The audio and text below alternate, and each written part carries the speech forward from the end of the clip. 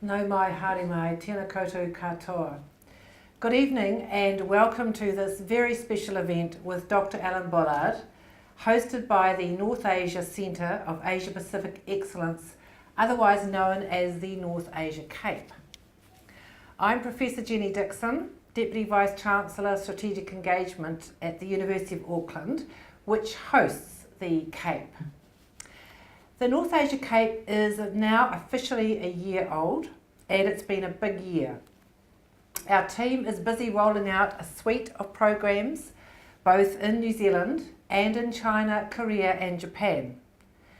These include tailored business modules and e-commerce sessions, cultural competency workshops, study tours and in-country internships. We are gratified by the response to our work, and we value your feedback and support as we strive to help New Zealand build business across cultures. In establishing the North Asia, Southeast Asia and Latin American Capes by a consortium of 4 universities, Waikato, Otago, Victoria and Auckland, much thought was given to the composition of the Cape's Advisory Board. The membership needed to reflect and support the scope of the Cape's remit, with proven connections across business and education sectors. In leading this group, the chair would need both a strategic awareness and deep knowledge of the Asia Pacific, and an ability to guide the Capes in our approach to engaging with the diverse markets and cultures of the region. When Dr. Alan Bollard accepted the invitation to chair the Cape's Advisory Board, there was unanimous delight. Since 2013, Dr. Bollard has been the Executive Director of the APEC Secretariat based in Singapore. From 2002 to 2012, as Governor of the Reserve Bank of New Zealand, he helped steer New Zealand through the global financial crisis. The list of his accomplishments is long. It includes leadership roles at the New Zealand Treasury, the International Monetary Fund, the Asian Development Bank and the World Bank, as well as the New Zealand Commerce Commission and the New Zealand Institute of Economic Research. But it's not all economic policy and numbers crunching. The doctor also has a creative side. Did you know that he has designed a computer simulation game where players assume the role of the Minister of Finance? He's also written a best-selling account of the GFC, published a novel entitled The Rough Mechanical, and written a biography of famous economist Bill Phillips. In recognition of all these achievements, it's no surprise that in 2012 Dr. Bollard was honoured as a Companion of the New Zealand Order of Merit. Tonight we look forward to hearing Dr. Bollard's insights, analysis and experiences of the impact of anti-globalisation forces on traditional economic drivers in the Asia Pacific. Following the talk, Fran O'Sullivan, Head of Business at NZME and well known to many of you, will moderate a question and answer session with the audience. Finally, please note that we are filming the talk and will post it on the Cape website, but we're not recording the Q&A session, so feel free to ask candid questions. So without further ado, please join with me in welcoming Dr. Alan Bollard.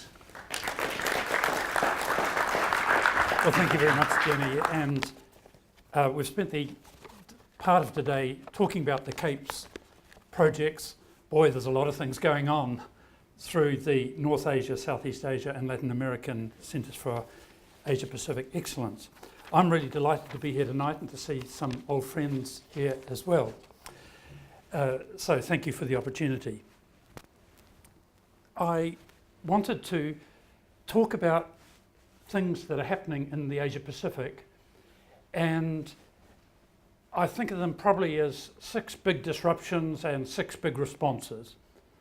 And the timing is very interesting for me because it was exactly 10 years ago that we were sitting in Wellington in the Reserve Bank watching with some horror what was happening around some of the North American and European financial markets, because in particular we had heard that Lehman Brothers was running into problems, and the United States government had already done a bailout of Bear Stearns and of AIG and organised a sale for Merrill Lynch, but Lehman Brothers was going to be one step too far, and in their wisdom, as central bankers do, they worked their way through to Friday night and then spent the weekend trying to find some way of solving the problem before there was a big contagion right around the financial markets, knowing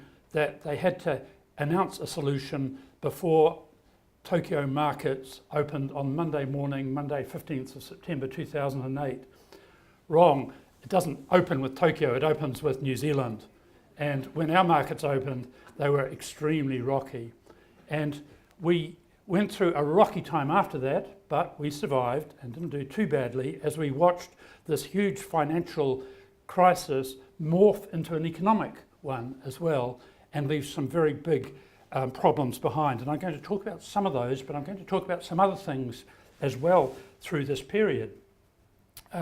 We found at that time, 10 years ago, this very big shock that had started in the financial sector, but very soon went right through to the economic sector.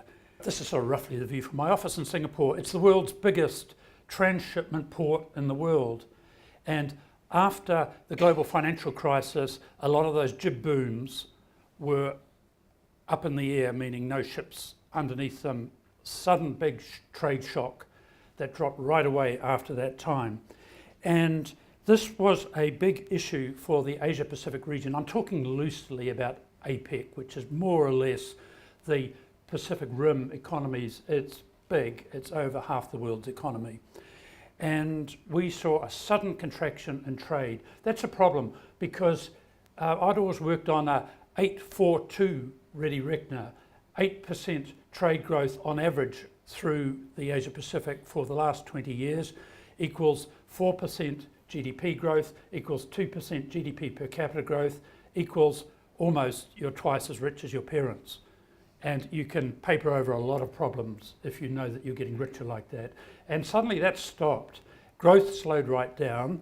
It picked up again after a while, but the general feeling from, well, the World Bank has estimated that trend growth dropped 0.5% for developed economies and 2% for developing economies, very significant. And we saw some other things happening which have since come back to really focus in on us. And one of those was that China at the time decided to put in place the biggest fiscal injection ever known in the history of the world, $1 trillion. And we're still reaping some of the harvest out of that. But that was a trade shock. And in a way, the global financial crisis served to camouflage some other unrelated things that were happening at the same time, one of which was a socioeconomic feature, a people shock. There was a famous game show in Beijing a couple of years ago where they asked a winner, a young Chinese woman, would she rather be crying on the back seat of a BMW or smiling on the front crossbar of a bicycle? And she said, without doubt, she took the BMW. And she became known as the Millennial woman. And I position her as the one you must think of with the socioeconomic change which is underway. Because sometime about the same time, the world became basically urban, not rural. Somebody left a rice paddy in a field in China and went to a coastal city, and that was the median person. We are now a mainly urbanized world. We, in APEC, have almost moved from a poor region with patches of wealth to a middle income region with patches of poverty and patches of wealth. And we are primarily almost a middle class region. And we now have more millennials than baby boomers, and this is what it looks like. There's a lot of implications out of that economically. So millennial urban dwellers with middle income behave differently. They buy different food, they buy other different products, they buy a lot more services, they want to travel, they're interested and will spend money on education, they'll spend money on health. They're demanding of their governments in an economic sense. They want good environment, they want safety and some other features.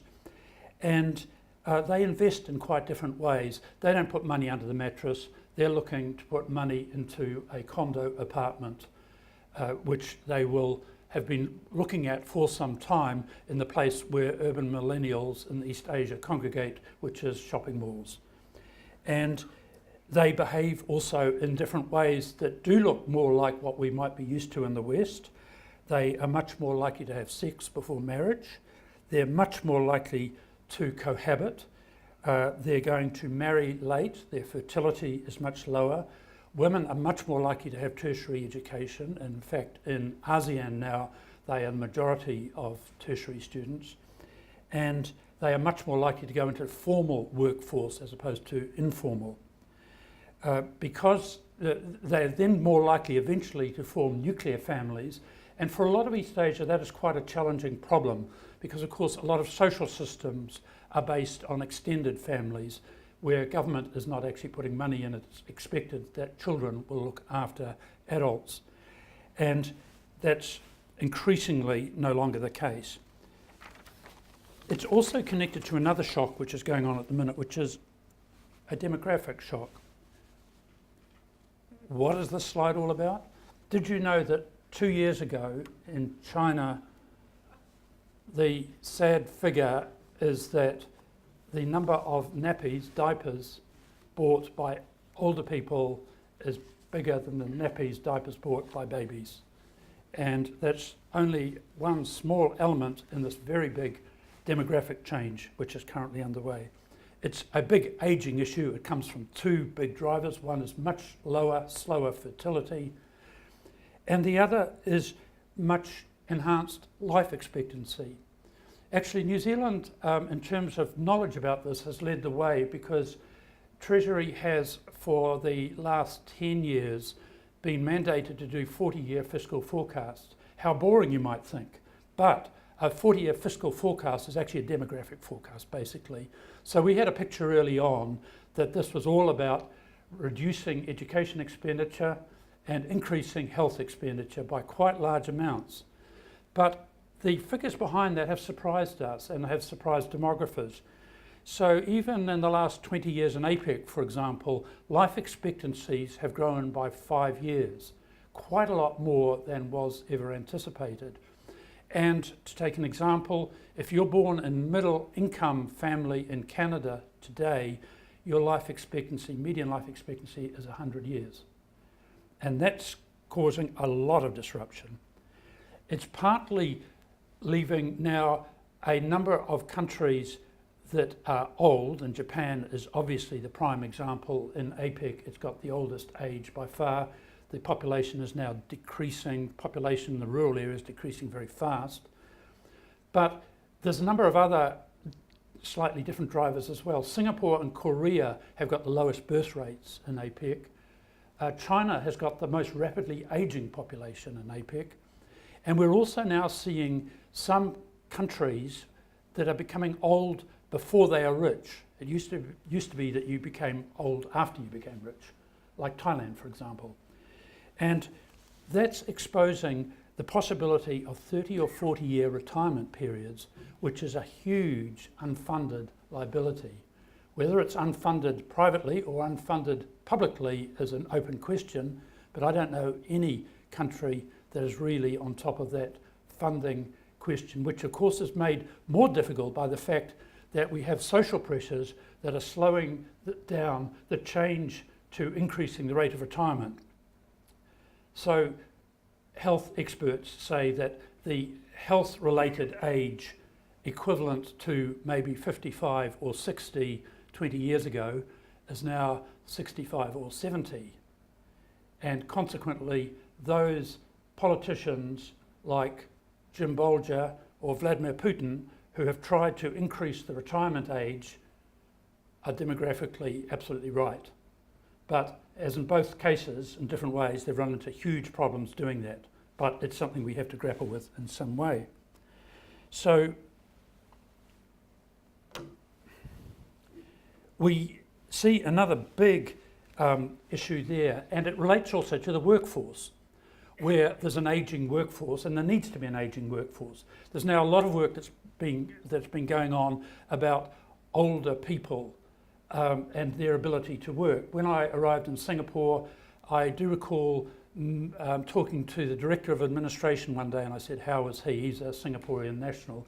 And he said, oh, a bad day. And I said, what do you mean? And he said, I turned 60. And that means that the Singapore government reduces his salary by 5% because he's older and slower. But that's changed, and the Singapore government has changed very quickly on that, and now you can see buses driving around the streets with someone who looks like me. Well, don't look entirely like me, they're Chinese, but sort of like me. And they say, I'm 60 and I'm studying computer coding, getting ready for my next career. So we have gone from one change to another there, but many other countries are going to have to sort out where they go on all of that. We're also become aware, I think, of just how much growth that we've enjoyed that has actually been a demographic dividend that we didn't actually realise. Over the last 20 years, the working age population, or the workforces in APEC, increased by 250 million. The next 10 years, they will reduce by 50 million.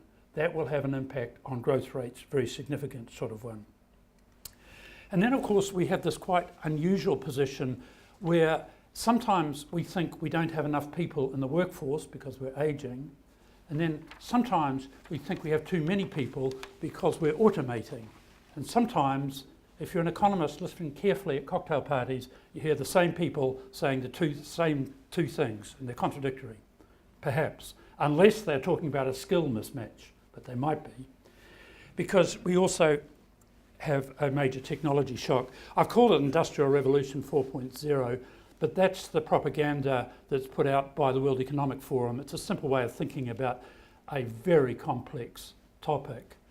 And we do know enough about what's going on to know that there's significant disruption of jobs and firms and industries and sectors and economies and balance sheets and regulation as well. But I don't buy the story about we're losing our jobs, there won't be anything to do. We've been through this before. Many in this room can think of other technological waves that have happened where there have been similar forecasts, and they haven't happened like that. It's just we're not very good at forecasting where those new jobs, new occupations, new skills and new economic activity will happen. But it will happen. In the meantime, we're certainly, for those who think that globalisation is slowing down, they should look at what's happening technologically, driven of course by big data flows, driven more and more by international data flows. Did you know that over the last 10 years, the international movement of data has increased about 50 times, and that's probably only the tip of the iceberg. It's going to go a lot further than that. The general estimates of economists, though, is that this has made a difference in terms of specific jobs which have been lost in economies like the United States, and you see that in the context of the recent US administration or the recent elections in the United States, where to take a number of economic studies, they average out saying something like 60% of blue-collar Midwest jobs that have been lost have been due to automation. Maybe 20% have been due to competition, and of those 20%, probably most of those were out of China. And that will put some of that into context. And then another shock that's going on is about equality and inequality. And there's some very good news, which is how has equality done through the region? Well, inter-country equality has improved hugely. Of course it has. Poor countries have grown faster, rich countries have grown slower. That's what you would expect. And that's had that impact. But there have been some other features around. It does look like right through a range of both developed and developing economies, returns to labour have slowed compared to returns to capital. And then there's some features which relate more probably to tax systems and benefit systems.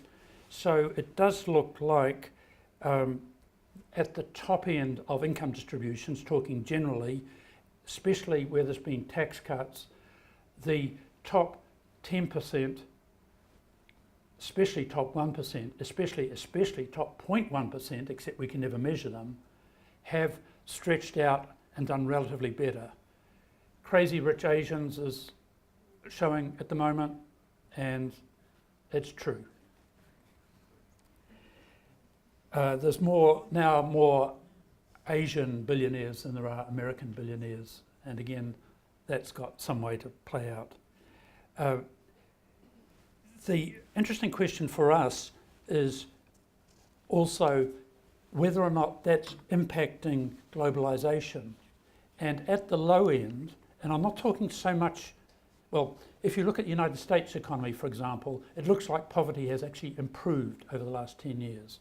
But somewhere around income deciles 2, 3, things have clearly got tougher and tighter. And that's where quite a lot of anti-globalisation has come from. And if you look at some of the OECD studies, you'll see that they do some analyses of which OECD countries are fit for globalisation in the sense of being robust to getting pressures from lower wage countries and being able to enhance the mobility of their workforces. And on the OECD numbers, that's not the United States. That brings us to the sixth of our shocks, anti-globalisation.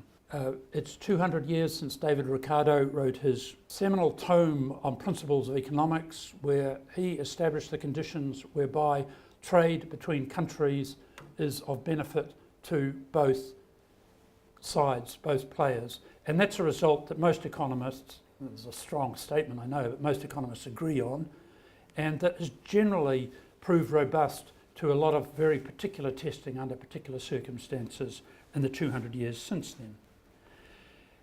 But nevertheless, there has been a strong push against anti-globalisation. I guess we were most aware of it with the Brexit vote. We were very aware of it with the US administration change in 2016.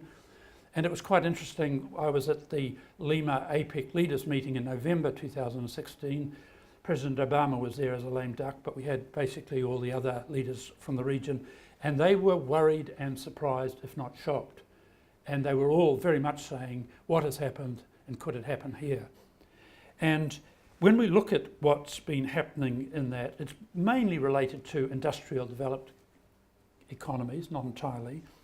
But of course, it's a whole mixture of things that come under this general heading of anti-globalisation. It could be about foreign migration. It can be about foreign ownership. It can be about foreign ownership of housing. It can be about cyber security issues. It could be about tax erosion. It can be about climate change. But it's especially been about automation and foreign competition and job loss. And that's been the area that we've focused on in APEC. It's also interesting, however, that there does seem to be a distinction here between what statisticians are measuring in terms of these global flows and what people really think is happening. So, for example, there's a lot of survey evidence, for example, recent Pew surveys globally, which show that most populations, and very particularly in the United States, vastly overestimate the extent of immigration, foreign imports, foreign aid, foreign investment, and other global measures when they're actually asked to put numbers on it. Well, let me now turn to 6 responses. APEC, at the end of each year, we have a leaders summit where over half the world's economies leaders come to town. Last year it was in Vietnam, it was in Da Nang, and we had a typhoon going through before, and there's 10,000 people come to these summits, so they're not small things. And we also had Donald Trump. And here's a photo that we took. This was in the CEO summit, and he surprised us by talking about something called the Indo-Pacific, which was a surprise because we're in the Asia-Pacific. But he also surprised us by giving a fairly strong, in fact an extremely strong view of where he saw the United States vis-a-vis trade imbalances and other global imbalances. Generally, since the global financial crisis, we've seen quite a number of global imbalances come down, not go up. But the US current account balance is quite clearly the biggest in the whole region. The President of the United States has generally taken a victimist and bilateralist view on all of this. And he talked a lot about breaches of what he called fair trade, some of which has had a big resonance, and not just in the United States. He's talking particularly about breaches of intellectual property and other investment into China, and that's something that has been supported by a lot of other economies as well. But he also talked about unfair trade, and as evidence of that, he has this argument about what he calls a trade deficit, but what an economist would call merchandise trade deficit. And the merchandise trade deficit in particular, vis-a-vis China, the United States has a 2% of GDP deficit, about $300 billion, quite significant amounts. It's when he calls it a trade deficit, he's talking about primarily the manufacturing sector and processing sectors. He's not talking about services. A lot of the focus has actually been on old smokestack manufacturing, so steel, aluminium, cars. If one included services, where the United States leads the world, both this is Silicon Valley and its financial services and its tourism services and so on, and also, of course, the profits that go back to the United States from American investment in China, then that 2% reduces to something well under 1%, so something much less. In addition, I think most economists would agree it's not something you target and it's not something you easily fix simply by reducing imports, but that has been the focus. And so we have seen, first of all, a general set of threats by the United States relating particularly to aluminium, steel and motor vehicles under the Section 232, which is their Security Act let out on WTO obligations. And then more recently, and that was worldwide, and of course New Zealand's had a little bit of an impact out of that, and then more recently a focus on China. And indeed most of this trade war now we are seeing through the lens of a bilateral US-China relationship.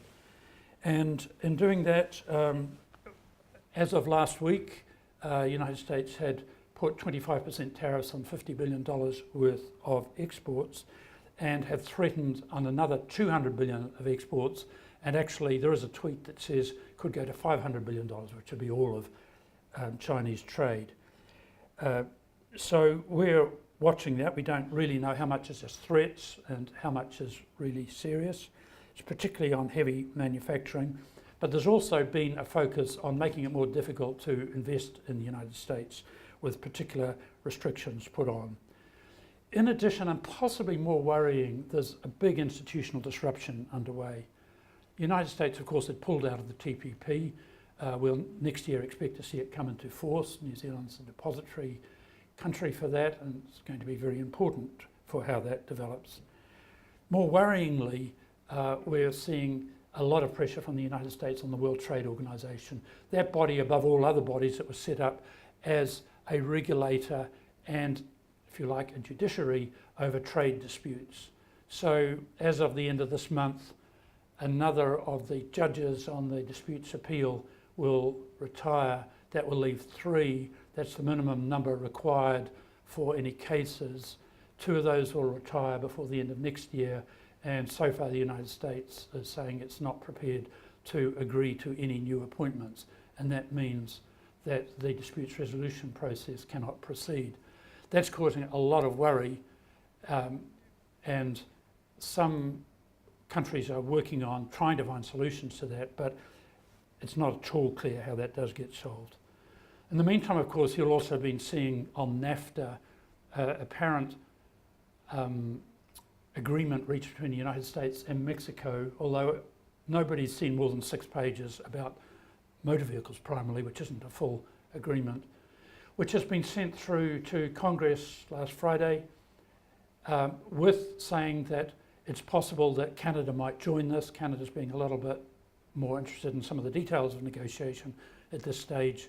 we've yet to see where that will all go. These are all very unusual things, and they're being focused much more in a bilateralist sort of approach. In addition, right at the moment, there's some other economic sanctions being put on countries.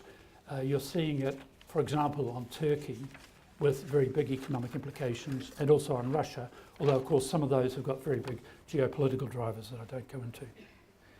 Here's President Xi Jinping. He came on the stage immediately after Donald Trump in Da Nang, and well, they changed the backdrop. They do that electronically these days. And he gave a big speech about trade. But what's really happened from China is that they have responded to tariffs. Initially, they've put out corresponding $50 billion of goods, 25%. I think they and the Europeans have had probably had an interesting time trying to target some of those on particularly politically sensitive areas in the United States, like who makes blue denim jeans and stuff like that. They're threatened more, $60 billion, but actually they don't export that much to the United States, so they're a bit limited how far they can go on that particular thing. They have been very prepared to do a bilateral deal, and this looked likely with some high-level exchanges a month ago when they talked about buying soybeans and pork, and they're very amenable to a bilateral deal, but this hasn't actually happened. And from a third country point of view, probably most third countries don't want to see it happening either. It'll be more distortionary. China itself is in an interesting economic position. They had the surge of investment during the global financial crisis, and a lot of that has gone into infrastructure and real estate. And you can see that now in their financial sector. They've taken on a large amount of debt. In fact, debt has tripled in China since the GFC, and as a proportion of the GDP, it's doubled. So they're now up at at overall debt levels that are somewhat similar to developed economies. And there's differing views as to whether or not that represents any sensitivity or any particular problems. Generally feeling that the SOEs and the private sector are heavily indebted now, but not probably in a way that would lead to the sort of contagion we saw back in the global financial crisis. There's different sorts of instruments being involved. There are some indications that their current account, they used to have a big surplus, not just with the United States. Their current account surplus has gone down very considerably, and actually for a month or two completely disappeared, which is partly why they're a little bit less amenable to being told that they're the world trade surplus protagonists in all of this. It's always been an irony in these sort of crises that no matter where they originate, the US dollar as the world's reserve currency goes up. That's meant that the RMB has gone down. It's gone down about 9%. That actually, weirdly, has meant probably a boost to Chinese exports, roughly of the sort that they are being hurt for by the tariffs. I haven't said that very beautifully, I know, but I think you might know what I mean. And similarly, we are seeing their stock market sliding quite significantly. So they've got worries of their own right at this time. How they've responded? Well, with a limited tariff response, and they could go further. China does have a history of punishing some countries. For example, they closed down tourism to Jeju Island in Korea recently to express their views. They've done it more broadly. Could do that to the United States. It would hurt them as well. They, of course, hold $1 trillion of US government bonds. Possible what might happen to that. But I think they've also started to realise they are susceptible. So despite all the talk about a lot of high tech in China, if you recall that telecommunications company ZTE, which nearly went bust, and which the President of the United States quite surprisingly wanted to bail out, that has indicated that actually China imports most of its semiconductors. So it considers itself quite vulnerable like that, and that will encourage it in some of its made in China approach to keep trying to increase domestic value chains, not just international ones. And I think we might also start to see China being used as an aggregating hub for intermediate products, but not final products, and that final production may move out of China where it needs to get into the United States. These supply chains are really complex things, and not every big purchasing manager around some big companies know where all their product eventually comes from. And there's been some urgent work going on saying iPhone, that's got however 1,000 components, that comes from more than 100 countries. Can we track them all back in this sort of event? It's quite complex. We had others also at the summit. Here's Prime Minister Abe looking pensive. 30% of Chinese exports actually, most of the value added is coming from third countries, and some of those are like Japan and Korea and Chinese Taipei. And those three, in a way, are possibly the most vulnerable to this trade war that we're seeing, because they've got this highest proportion of exports to China that ultimately go on to the United States. I suspect Chinese Taipei could be most affected out of all of those. But on the other hand, there's a possibility that United States investment and other investment in China could move to one of those economies in order to escape that China name in terms of getting it back into the United States. And there's already some interest by American investors in moving to some of those economies. What about Southeast Asia? Here's Prime Minister Lee from Singapore. Trading hubs like Singapore, of course, are vulnerable, Hong Kong as well. And that can happen very quickly, and they're very aware of all of that. At the same time, there's some mixed feelings about what might happen in all of this. It's one thing to talk about the direct China-US impacts, but in a sense, the bigger impacts are the indirect ones. They're just going to take longer and they're harder to forecast. And ASEAN is where some very sophisticated supply chain componentry and assembly takes place, much of which goes through China to get to North American markets, but which might not end up going through China. So there's already some views from some of the ASEANs that this is an opportunity to reinforce their own positions as a hub for pulling together supply chain based production and being able to get into the US directly like that. So there's a lot of work going on there, and in the meantime we look at the United States and it looks like the economy's doing really well. If you read the tweets, you'll see it's doing really well, and you'll see President Trump's explanation for that. But there's a fairly strong view that actually what might be happening at the minute is a big building up of inventory by purchasing managers who are worried about the costs going up and indeed even getting access to some supplies. And that will be one of the things that's feeding growth at the moment. Of course, the models, and there's been a lot of modelling of this trade war, suggest that actually the United States gets hurt quite significantly, and that there's then distortion going through other economies as well.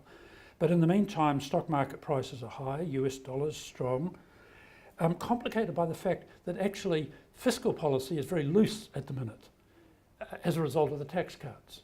But that's only going to last for 2 years, and then a lot will depend on who's actually holding the power in Congress as to what happens after that. And then contrary to that, monetary policy is tightening from a very loose base. So it's quite a complicated environment that this is all happening in. In the meantime, industrial consumers can see prices of supplies going up. We can already see it in things like aluminium and steel. And one would expect longer term consumers will impact that as well. Investors are uncertain as to where this all goes. And there's also a question about whether or not markets are pricing in this sort of risk in an appropriate sort of way. We haven't had to deal with this sort of risk since the Hoots-Smalley tariffs in the 1930s. And that was entirely different because that was during a time of huge excess capacity around the world. The other time when we look back to would be the tariffs against car production from Japan in the 1980s. Again, it's quite different compared to this. And so we're all a little concerned that we shouldn't see an economic slowdown that then jumped back in a reverse way across to a financial risk 10 years after the global financial crisis. Finally, what's the effects on New Zealand? Here we had the youngest millennial leader at our Da Nang meeting, and the story in New Zealand, I think at the minute, is quite limited in terms of effects and fallout from trade wars, which is good. But one, of course, would expect to see some indirect effects. depending a little bit on what happens in the farming sector and whether or not we see more volatility around soybeans and pork, one would then expect to see some ongoing impacts on New Zealand commodities. But generally speaking, because we're right at the beginning of these supply chains in many cases, we're not involved in a lot of this intra-industry into US production, we're probably spared some of the first round sort of effects. But of course, the IMF has done now forecasts which say on this trade war basis, that will knock 0.5% off global growth. So one could assume it'll knock some growth off New Zealand as well. And then you say, well, we've had a number of surprises disruptively. Could there be more? Well, this next year, TPP, we hope goes into implementation. RCEP, Regional Comprehensive Economic Partnership. Singapore is doing everything with its leadership of ASEAN this year to see if they can get a signature on that. Quite possibly they might. It won't be very exciting. It's a fairly low grade agreement, but it's got a massive footprint with India, China, plus, and that's pretty interesting. Would we see anything else happening? Australian election next year. Haven't seen any populist thoughts around CER at the minute, but we need to look more widely than we might have in the past. In the meantime, we'll see some of these world leaders in Port Moresby in November this year, where Papua New Guinea is hosting APEC. They'll come through Singapore, where they'll have the East Asia Summit, then they'll arrive in Port Moresby, where some of us will be staying on cruise ships because there's not a lot of accommodation there. We've just heard from Donald Trump that he will not be coming. The others generally will be coming as far as we know. And is this simply hypothetical for New Zealand? No, because in 2 years' time, New Zealand is hosting APEC. And we'll have to come to confront these very questions of disruption and uncertainty in what still looks like quite a reasonable world economy by that time. Thank you very much. I'll stop at that point.